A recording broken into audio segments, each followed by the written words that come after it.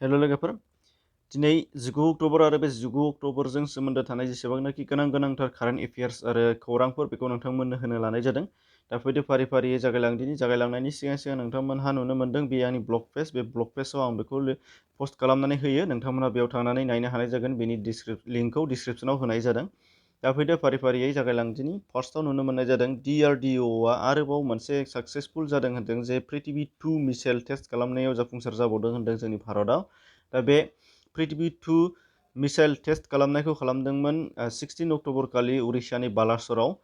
माया खालामदोंबा defence research development organisation एबा DRDOआ खालामनाय जादों। बेनिफ्राय नुगोन नाम्बार 2आव गोनांथार वाइल्ड लाइफ फट'ग्राफार एवार्ड 2020। बेखौ वाइल्ड लाइफ फट'ग्राफार एवार्ड 2020खौ भारतनि सोर आइजोआ मोनदों होनदों। भारतनिफ्राय सोर आइजोआ मोनदों बे जाहैबाय ऐश्वर्या श्रीधर।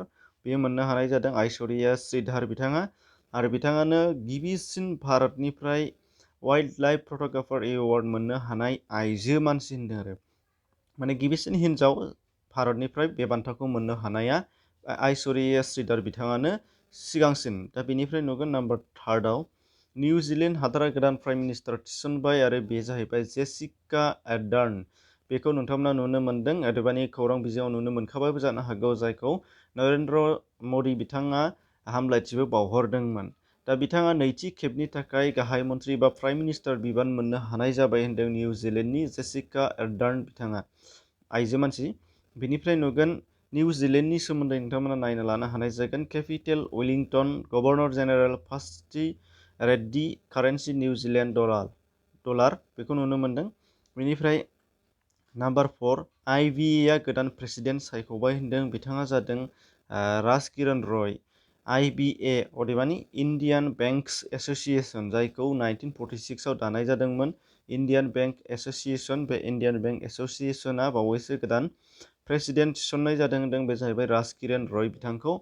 बिनिफ्राय नुगोन नाम्बार 5खौ बुंनायनि सिगां नोंथांमोनहा नेचार पाब्लिकेशन इउटुब चेनेलाव दिनैसो गोदानै फैदोंबा साबस्क्राइब खालामनानै नटिफिकेशन अन खालामनानै ला। नोंथाङा जुदि गोनां दंबा, कारेन्ट एफेयार्सनि नोंथाङा गोनांबा, आं नोंखौ जबरदस्त खालामाखै, नाथाय नोंथाङा कारेन्ट एफेयार्सनि गोनां दंबा नोंथाङा खालामबानो जाबाय। फैदो नाम्बार 5आव दङ बावैसो इन्टारनेसनेल वाइल्ड लाइफ नुदों नोंथांमोना।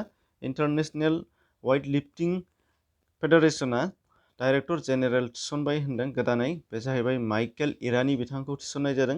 आरो बे फेडारेशननि सोमोन्दै नोंथांमोना नुगोन गायसनदों 1905। बेनिफ्राय हेडक्वार्टारा जाहैबाय बाडापेस्ट, हांगारियाव। बेनिफ्राय प्रेसिडेन्टआ जादों आर्सुला पापेन्द्रिया बिथाङा जाना दङ। बेखौबो गोसोआव लाबानो जाबाय। स्क्रिनशट खालामनानैबो लानो हागोन आरो बुंखादों दहाय नटबो खालामनानै लानो हागोन। बेनि लिंकखौ डिसक्रिपसनाव मोनगोन।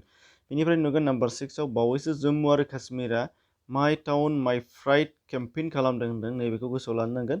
माइ टाउन माइ प्राइड केम्पेइन खालामदों होनदों जम्मु एन्ड काश्मीरा। दा जम्मु एन्ड काश्मीरा मोनसे इउनियन टेरिटरि, आगोलाव स्टेटमोन, नाथाय दा इउनियन टेरिटरि जाबाय।